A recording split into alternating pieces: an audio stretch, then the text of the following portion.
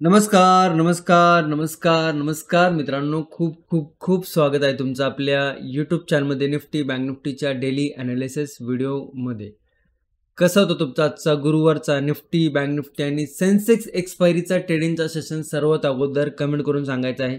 आज जर मार्केट बघितलं तर एक डायरेक्शनमध्ये मार्केट होतं. त्याची काय काय कारणं आहेत, काय काय गोष्टी ज्या होत्या नेगेटिव्हमध्ये त्या पॉझिटिव्हमध्ये झालेल्या आहेत, हे सगळं डिस्कशन करणार आहोत. आणि कालच्या व्हिडिओमध्ये आपण काही लेवल देखील डिस्कशन केलं होत्या, काही प्रायजेक्शन डिस्कशन केली होती, गॅप अप गॅप डाऊन वापरून सेटअप डिस्कशन केले होते. आय होप कुठे ना कुठे त्यातनं तुम्हाला काही ना काही शिकायला मिळत असेल. आता उद्या जर बघितलं तर उद्या शेवटचा ट्रेडिंगचा सेशन आहे या आठवड्याचा, शुक्रवार आहे. आज ज्या पद्धतीने मार्केटने मोमेंटम दिली, हाय पॉसिबिलिटी आहे की उद्या मार्केट थोडंसं साईडवेज राहू शकतं. मग त्याच्या काय लेवल बनत आहात, कुठं सपोर्ट रेजिस्टन्स बनत आहे, इम्पॉर्टंट स्विंग कुठं बनत आहे, याचं डिटेल डिस्कशन करणार आहे. त्यामुळे व्हिडिओ शेवटपर्यंत नक्की बघा. व्हिडिओ जर आवडला तर व्हिडिओला लाईक नक्की करा. व्हिडिओ नाही आवडला, का नाही आवडला कमेंटमध्ये नक्की सांगा. आणि चॅनलवर नवीन असाल तर चॅनलला लवकरात लवकर आणि सबस्क्राईब नक्की करायचं आहे. कारण की 60 ते 70% लोक आहेत जे रेग्युलर व्हिडिओ बघतात परंतु सबस्क्राईब करत नाही. जर तुम्ही सबस्क्राईब केलं नसेल, नवीन जॉईन झाला असेल तर सबस्क्राईब कृपा करून करा. ओके, बघा कालच्या ॲनालिसिस व्हिडिओमध्ये आपण डिस्कशन केलं होतं की मार्केटमध्ये टॅरिफची न्यूज असो, मार्केटमध्ये विजाची अमेरिकन विजाची न्यूज असो, H1Bची, त्याच्यानंतर ट्रम्प तात्यांनी आपल्याला अतिरिक्त टॅरिफ लावला होता फार्मावरती. ह्या सगळ्या निगेटिव्ह न्यूज होत्या, त्याच्यामुळे मार्केट डाऊन साईडला आलं. आता तुम्हाला जर माहिती असेल तर लास्टच्या सॅटर्डे संडेमध्ये एक न्यूज फ्लो होत होती की चायनावरती 100% टॅरिफ लावलं होतं US मार्केटनी, डोनाल्ड ट्रम्प साहेबांनी, US प्रेसिडेंटनी. तर त्यावेळेस सगळ्यांचं म्हणणं एक होतं मार्केट क्रॅश, मार्केट खाली पडणार, मार्केटमध्ये या गोष्टी सगळ्या सांगत होते लोक. परंतु आपण त्यावेळेस इंस्टाग्राम लाईव्हमध्ये होतं, टेलिग्रामवरती देखील मी सांगितलं होतं की जर सगळ्याच गोष्टी नेगेटिव्ह होतात, ते जर सगळ्या जगाला कळतं की मार्केट नेगेटिव्ह आहे, तर याचा अर्थ असा नाही की मार्केट पडायलाच पाहिजे. कारण की जे सगळ्या जगाला वाटतं शक्यतो ते मार्केट करत नाही. आणि हे आपण त्यावेळेस पण डिस्कशन केलं होतं. त्याच दिवशी मार्केट रिकव्हरीला सुरुवात झाली आणि त्या दिवशीपासून मार्केट रिकवर करत आहे. जर तुम्हाला कळलं असेल की न्यूज आणि मार्केट हे कशा गोष्टी वेगवेगळ्या आहेत ते समजलं असेल की मार्केटमध्ये न्यूज क्रिएट केली जाते आणि त्याच्या अगेन्स्ट मार्केट चालतं. ह्या गोष्टी वारंवार मी तुम्हाला सांगण्याचा प्रयत्न केलेला आहे.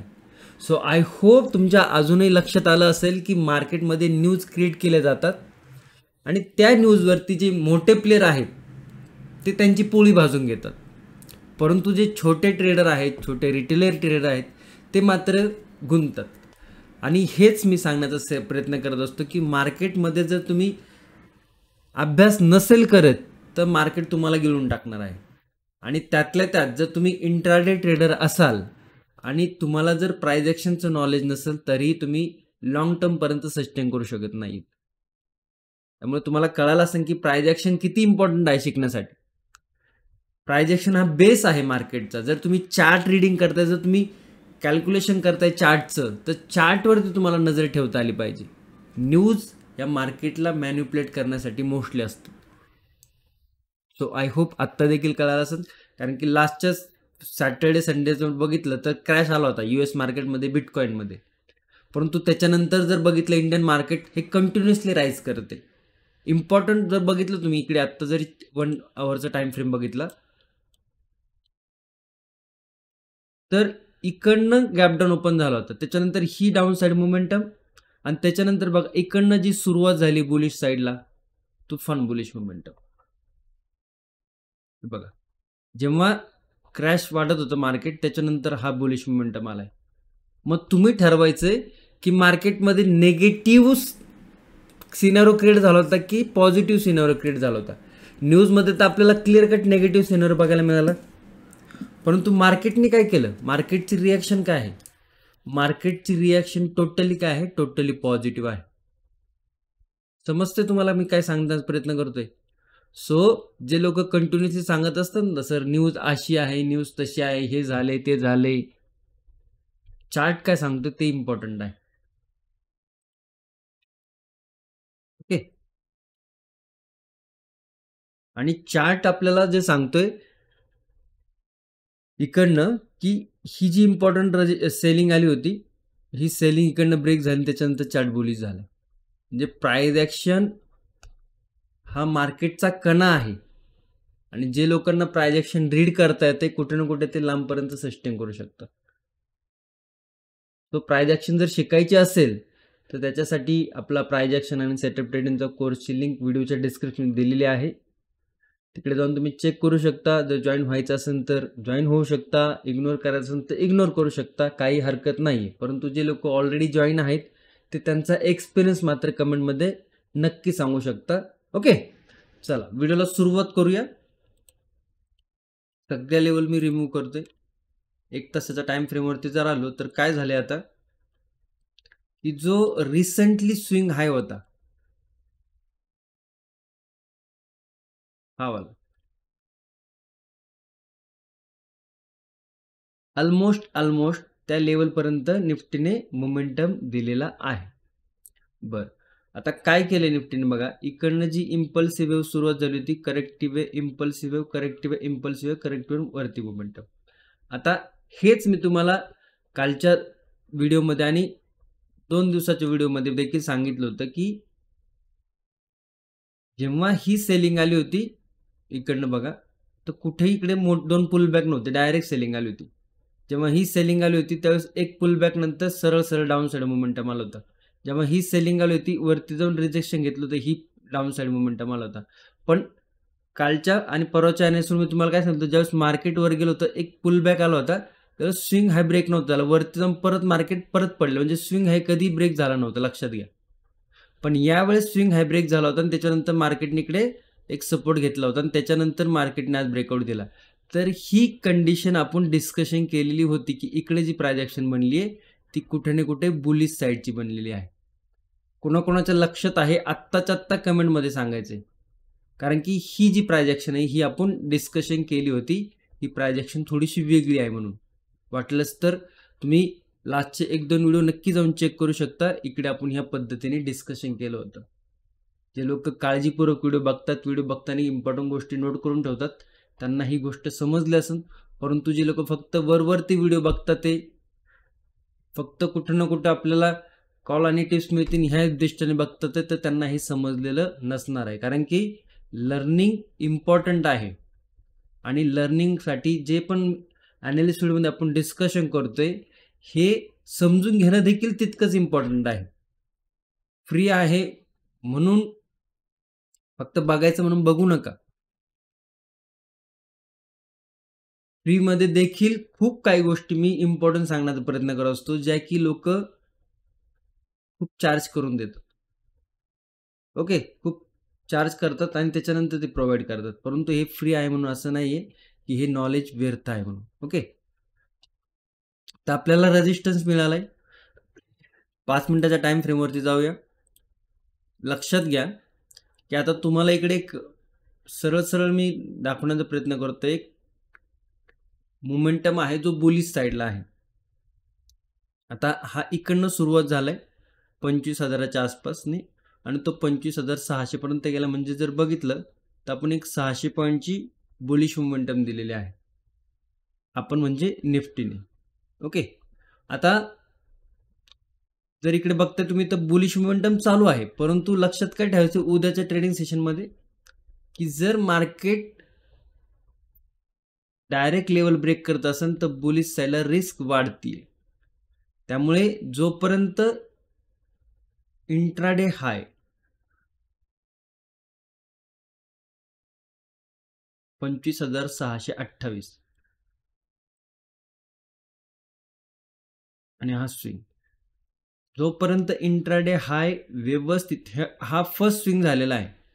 सेकंड स्विंग पुलबॅक आणि त्याच्यानंतर जर लेवल ब्रेक होत असेल तरच काही बुलिश साईडचे लेवल ऍक्टिव्हेट होतील, अन्यथा बुलिश साईडला हाय रिस्क आहे. ओके, मग आता प्राइस ॲक्शन कशी बनायला पाहिजे जेणेकरून आपण एक बुलिश साईडचा व्ह्यू डिस्कशन करू शकतो.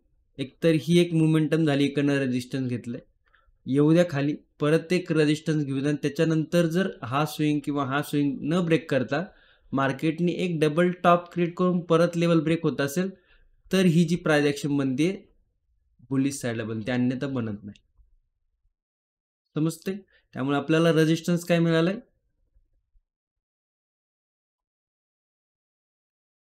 24,628 हा इंट्राडे हायचा रेजिस्टन्स आहे.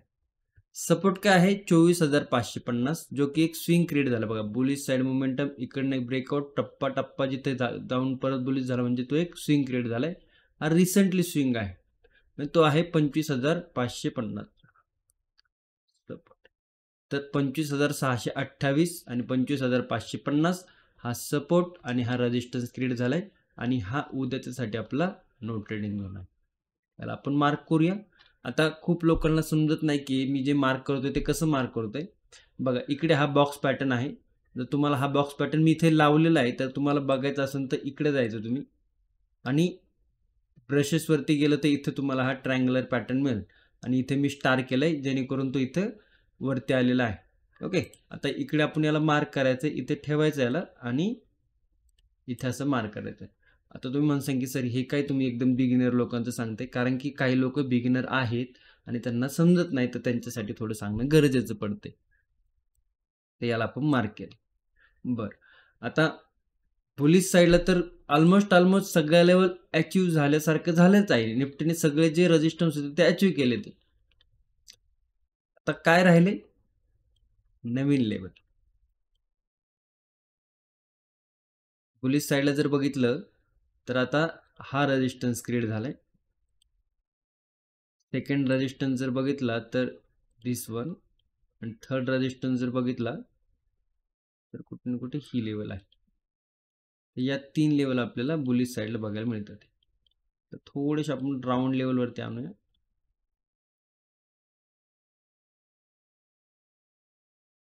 ओके, थोडी प्राइस ॲक्शन इकडे झिगझॅग आहे त्यामुळे थोडं राऊंड लेवलवरती आणलेत आपण.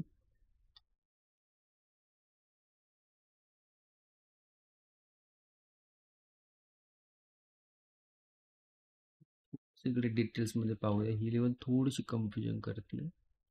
ओके, करेक्शन करूया थोडंसं लेवलचं.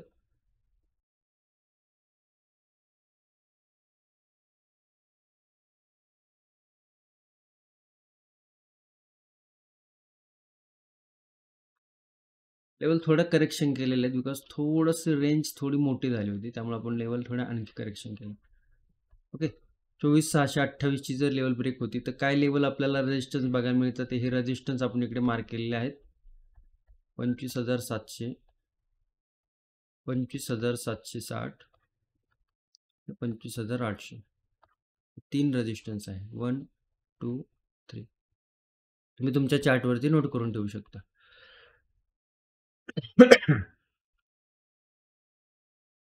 सपोर्ट ब्रेक झाल्यावरती काय लेवल बनतं समजून घ्या. 1, 2,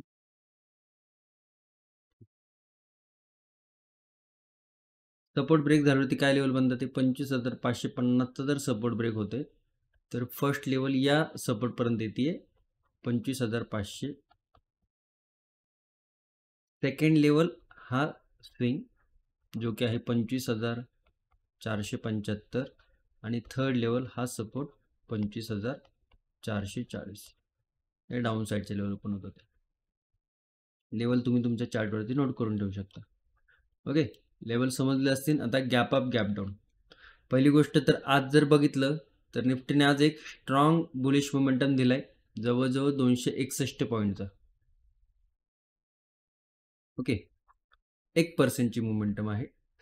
उद्या जर निफ्टी या आत्ता क्लोजिंग थोडी डाऊन साईडला म्हणजे ॲव्हरेज क्लोजिंग थोडी खाली आहे इंट्राडे हायपेक्षा, परंतु निफ्टी जर उद्या 70 ते 75 प्लस पॉईंट गॅपअप जर ओपन होत असेल तर बुलिश साईडचा व्ह्यू रिस्की ठरतो आणि बुलिश साईडला मार्केट जाण्याची पॉसिबिलिटी लेस होती. ओके, आज एक बुलिश मोमेंटम नंतर जर डायरेक्टली जर बुलिश ओपन होत असेल तर तिकडे एक gap up gap down setup open होते आणि तिकडनं डाऊन साईडला ओपनिंगमध्ये निफ्टी येण्याची पॉसिबिलिटी आहे. तो आफ्टर गॅप अप बुलिश साईडला जाणं थोडंसं रिस्की राहू शकतं. Gap up gap down setup जर तुम्हाला माहिती असेल तर त्यानुसार त्याच्याकडे विचार करू शकता. गॅप डाऊनला हा कन्सोलिडेशनमध्ये शिफ्ट होईल, कारण की गॅप डाऊन जर झालं तर स्विंग स्विंग स्विंग या स्विंगमधील गॅप डाऊनवरती कुठलाही व्ह्यू बनत नाही. ओके, आय होप तुम्हाला निफ्टीच्या व्यवस्थित लेवल समजले असतील, प्रायजेक्शन समजले असेल. जे तुम्हाला मी स्टार्टिंगला काही गोष्टी क्लिअर केल्या त्या देखील तुम्हाला काही समजले असतील. आता निफ्टीचं ॲनालिसिस तर झालं आहे. आता जे लोक फक्त निफ्टीलाच ट्रीट करतात ते किंवा निफ्टीलाच फॉलो करतात ते जाणार आहेत व्हिडिओ सोडून. परंतु असं करत जाऊ नका, कारण की बँक निफ्टी आणि सेन्सेक्समध्ये देखील काही ना काही शिकण्यासारखं आहे. आणि 5-10 मिनटं तुम्ही जर वेळ काढून पूर्ण व्हिडिओ बघितला तर काही ना काही शिकायलाच तुम्हाला मिळेल. आणि मग खूपच इम्पॉर्टंट काम असेल हरकत नाही, परंतु जर व्हिडिओ सोडून काहीतरी दुसऱ्याच गोष्टी करणार असेल, रीलच चालणार असेल, काहीतरी टाईमपासच करणार असेल, टाईमपास करा, काही प्रॉब्लेम नाही. परंतु मग पुढचे 5-10 मिनटं द्या आणि काही ना काही शिकण्याचा प्रयत्न करा, कारण की शिकलं तरच काहीतरी खरं आहे. ओके. आणि 2-3 मित्रांची होती की सर लाईव्ह मार्केटमध्ये अपडेट नाही ते नाही. आता थोडीशी तब्येत रिकवर होती आहे. आणि काय असतं माहिती का, जेव्हा आपण आजारी असतो किंवा अनकम्फर्टेबल फील करतो किंवा व्यवस्थित तब्येत नसते, त्यावेळेस माइंड इतकं स्ट्रॉंगली चालत नाही, डिसिजन चुकू शकतात. कुठले काही अपडेट द्यायचं जरी झालं किंवा मार्केट रिलेटेड काही गोष्टी सांगायचं झालं तर तेच असतं ना, की जर आपणच कम्फर्टेबल नाही तर दुसऱ्यांना काय आपण कम्फर्टेबल करणार आहे. आणि तेच सांगायचा प्रयत्न मी करत असतो की डिपेंडंट कोणावर राहायचं नसतं. ओके, कारण की होईल सोमवारपासून आपले रेग्युलर अपडेट असतील, जे पण काही मला सांगायचं मार्केटमध्ये सांगण्याचा प्रयत्न करेनच मी. थोडीशी एनर्जी पण वाढेल रिकव्हरी झाल्यानंतर. ओके, परंतु हेच मला सांगायचा प्रयत्न करत असतो की कोणी मला फॉलो करत असेल, कोणी अदर व्यक्तीला फॉलो करत असेल, कोणी कोणालाही फॉलो करत असेल किंवा कोणाकडे शिकत असेल. आता ज्यावेळेस तुम्ही स्वतः शिकताना किंवा स्वतः लर्निंग करताय, स्वतः गोष्टी समजून घेताय, हे बघा, गाडी चालवणं, ड्रायव्हर ठेवून गाडी चालवणं ती एक वेगळी गोष्ट आहे आणि जेव्हा स्वतः तुम्ही चालवणं ती एक वेगळी गोष्ट आहे. एखाद्या दिवशी ड्रायव्हर नसेल आणि तुम्हाला कुठंतरी जायचंच आहे आणि तुम्हाला गाडी येत नाही, तर किती मोठा क्वेश्चन मार्क होतो. परंतु आहे, तुम्हाला पण येतंय, तुम्ही कोणाचा तरी गायडन्स घेताय, ठीक आहे गोष्टी. तुम्ही शिकताय, तुम्हाला समजतंय आणि तुम्ही तुमच्या शिकण्याबरोबर कोणीतरी तुमच्यासोबत आहे, हे एक वेगळं कम्फर्टेबल फिलिंग असतं. तर ते कम्फर्टेबल फिलिंग आहे ना, तेच माझ्यासोबत ठेवा तुम्ही, की तुम्हाला येतंय आणि तुम्ही शिकण्यासोबत तुमच्यासोबत एक मेंटर नावाची गोष्ट आहे, तुमच्यासोबत एक ड्रायव्हर आहे असं समजून चाला. त्याचा कॉन्फिडन्स तुम्ही घ्या फक्त, परंतु त्याच्यावरती डिपेंड राहू नका. परंतु तर तोच ड्रायव्हर गैरहजर असेल, तुम्हाला गाडी येत असेल, वा किती मज्जा आहे ना, की मला तर गाडी येते, आज नाही आपल्यासोबत आपले गायडन्स लोक, तर आपण स्वतः पण जाऊ शकतो. ही गोष्ट लक्षात ठेवा की शिकणं किती इम्पॉर्टंट आहे. बाकी समजलं तर लाईक करा, नाही समजलं तर थांबा चॅनलवरती, अजून हळूहळू गोष्टी क्लिअर होतील तुम्हाला. चला बँक निफ्टीचा चार्ट ओपन करूया. बघा, बँक निफ्टी काल आपण डिस्कशन केलं होतं की आफ्टर गॅप अप बुलिश जाणं खूप रिस्क असू शकतं. काय झालं, इकडे गॅप अप झाला, पुल बॅक घेतला, इंट्राडे हाय ब्रेक केला. आपण ही प्रायजेक्शन डिस्कशन केली होती. इंट्राडे हाय ब्रेक झाल्यावरती मोमेंटम बघायला मिळू शकतो. तर लेवलच्या बाहेरच गेला, परंतु प्रायजेक्शन तीच झाली. लेवलच्या बाहेर नंतर एक चांगला बुलिश मोमेंटम बघायला मिळाला. 600-650 पॉईंटची रॅली बँक निफ्टीने दिली, हरकत नाही, चांगली मोमेंटम होता. इकडे जर बघितलं तर एक अशा पद्धतीने एक ट्रेंड लाईन तयार झालेली इकडे बँक निफ्टीमध्ये. तुम्ही बघाल ते एक बी ग्रेडची ट्रेंड लाईन आहे. म्हणजे जर फक्त इतका जर मोमेंटम सोडला, ती बऱ्यापैकी फॉलो करतच गेलेली आहे. ओके, एक थोडंसं चॅनल देखील आहे असं. त्यामुळे हा जो स्विंग आहे ना, हा खूप इम्पॉर्टंट आहे, आजचा इंट्राडे आहे आणि त्याच्यानंतर हा स्विंग इम्पॉर्टंट आहे. या स्विंगवरतीच भरपूर गोष्टी डिपेंड आहेत. जर याला खाली यायचं असेल तर ही ट्रेंड लाईन ब्रेक करणं गरजेचं आहे. त्याच्यासोबत हा स्विंग ब्रेक करणं पण गरजेचं आहे. मग त्याच्यानंतर हे स्विंग ओपन होताना दिसतं. बुलिश साईडला जायचं असेल तर हा स्विंग जो आहे इंट्राडे हायचा, हा स्विंग ब्रेक करणं गरजेचं आहे. त्याच्यासाठी एकदा एक टप्पा खाऊन येतं, छोटं मोठं प्राइज ॲक्शन क्रिएट करून मग याचा व्यू बुलिश साईडला बनवू शकतो. ह्या गोष्टी समजून आल्या पाहिजेत चार्ट बघताना.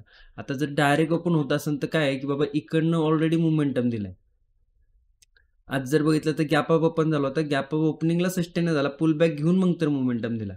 मग आता जर बुलिश साईडला जातोय, जर डायरेक्ट जर ओपन होत असेल तर तो बुलिश साईडला ठीक आहे, मार्केटचा ट्रेंड आता बुलिश आहे. परंतु जर गॅप अप डायरेक्ट ओपन होत असेल तर तो आधी लोकांना बाहेर काढणार आणि त्याच्यानंतर वरती जाण्याचा ट्राय करणार. ही कन्सेप्ट तुम्हाला समजून घेतली पाहिजे.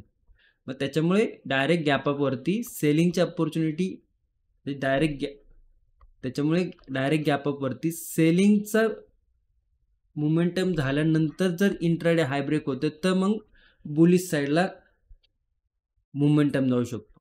परंतु आत्ता जर बघितलं तर आफ्टर गॅप अप एक सेलिंग मोमेंटम देण्याचं ट्राय करू शकतो बँक निफ्टी. बरं, आता सगळं तुम्हाला एक्सप्लेन तर केलं, फक्त लेवल समजून घ्या, त्याच्यानंतर काय इम्पॉर्टंट लेवल होतं ते समजून घ्या. इंट्राडे हाय, स्विंग, ट्रेडिंग झोन, डाऊन साईडला जर बघितलं तर हा स्विंग, त्याच्यानंतर जर बघितलं तर दिस वन, त्यानंतर जर बघितलं तर हा स्विंग. बुलिश साईडला जर गेलं 1 तासाच्या टाइम फ्रेमवरती तर रिसेंटली काय लेवल नाही आलाय, डबल टॉपच्याच रेंजमध्ये आलाय. म्हणजे जितका बुलिश व्हायचा होता तितका बुलिश झालेला आहे ऑलरेडी. जर डेली टाइम फ्रेमवरती जर गेलो आपण, जिथे या लेवलवरती जे रेजिस्टन्स होतं त्या लेवलवरती आलाय. म्हणजे आता फ्रेश बुलिश जाणं तर त्याच्यामध्ये अवघडच आहे. इकडे 1-2 दिवस कन्सल्टेशन करून जर लेवल ब्रेक झाली किंवा एखादा पुल बॅक घेऊन अशा पद्धतीने प्राइस ॲक्शन करून ब्रेक झाली तरच याच्यामध्ये काहीतरी अपॉर्च्युनिटी बघायला मिळू शकते बुलिश साईडला. अन्यथा बुलिश साईडला याच्यामध्ये हाय रिस्क झाली. तर बँक निफ्टीमध्ये जर बुलिश साईडचा विचार करत असाल तर पहिली तुमची रिस्क मॅनेजमेंट इम्पॉर्टंट आहे. रिस्क कशी मॅनेज करायची, काय काय सगळं प्राइस ॲक्शन सेटअप ट्रेडिंगच्या कोर्समध्ये डिस्कशन केलेलं आहे. इंट्राडे हाय मार्क करूया आपण हा या दिवशीचा 1 जुलैचा.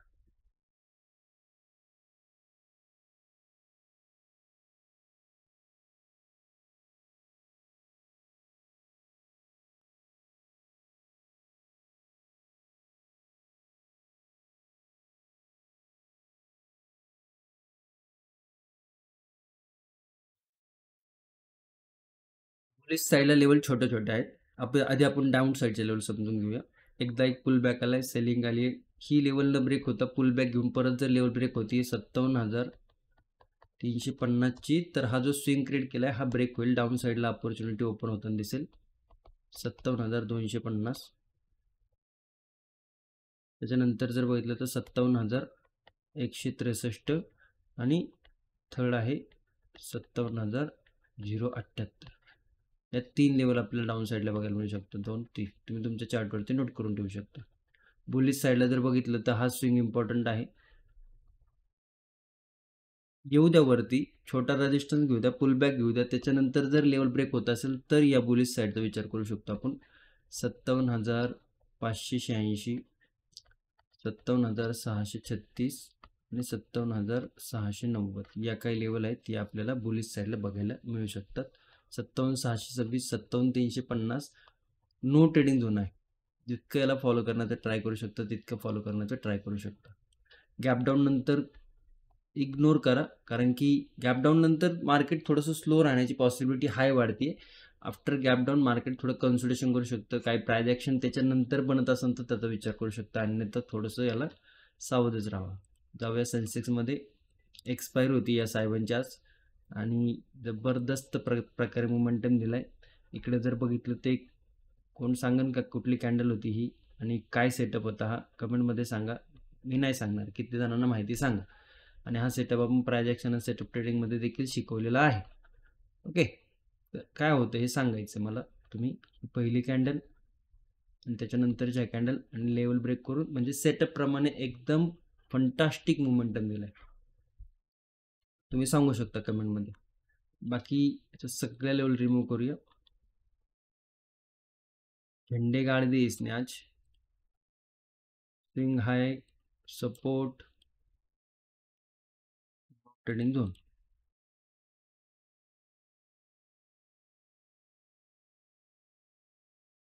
सपोर्ट,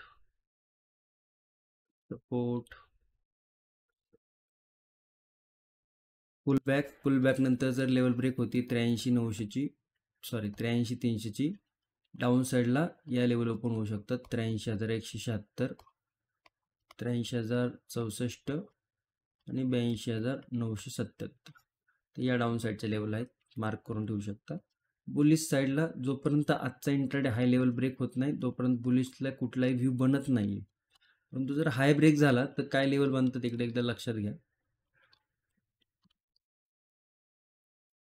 बुलिश साईडला रिस्क फॅक्टर हाय झाला बिकॉज कंटिन्युअसली रेजिस्टन्स आहे आणि त्या रेजिस्टन्सवरती आता आलेले आहे लेवल सगळ्या बघायला मार्केट.